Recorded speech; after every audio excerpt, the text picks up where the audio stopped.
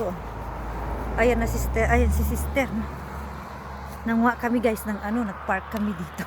Sa street lang. Ayan kami guys, nagpark kami sa street. Parang bawal yata to, pero okay na to. Ayan si sister.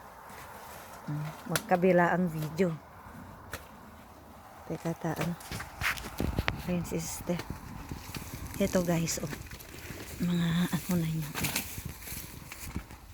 Sige, na marumihan na ang aking shoes.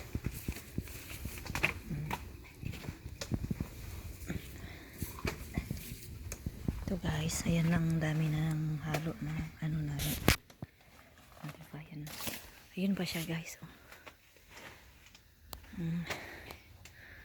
Ang dami, ang tataba guys. Kinuhanan na rin ng Korean yung ibang spot. Multitasking mag-video sa dalawang cellphone para ito guys, mga pinutol ni sister. Tingnan lang natin kung di kami mabusog maya. Tataba niya guys.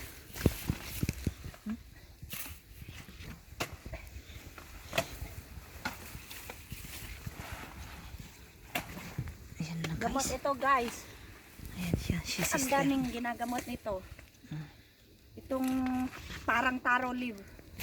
Pero sa Korean, gamot ito. Ang dami niyang ginagamot. Pati mga marites guys. Ginagamot din niya. Hindi kayo makamarites pag kumain kayo nito. Sasarap. Taba niya guys. Sasarap niya guys. Tataba. Hindi kayo makamarites. Ayan siya guys. Ang dami na nakakuha. Diba? Sister, medyo naman payatot ng iba dito. Ito ka sister. Mas Kaya nga, ang tataba. Kayakot ka dyan. Kaya nga di sila nakakapunta dito kasi wala silang butas. diba? Ang dami guys. Tapos yung sa lugo niya na dahon, pwede rin yan guys igata. Kinagata na ng mga Korean. Jackpot kami. Pero sana wala mo nang sisita sa amin. Diba? Tapos pulutin naman natin yung mga puno ng aming timba guys. Wala nang space.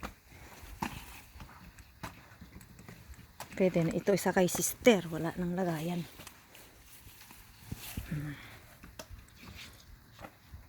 May balat meron pa guys. Teka lang. Sakay lang tayo dyan. Ayan si sister. May mga car na parating. Ayan si sister. Pwede na to. Kudeng re, pwede para food. Dami na yung ipon guys.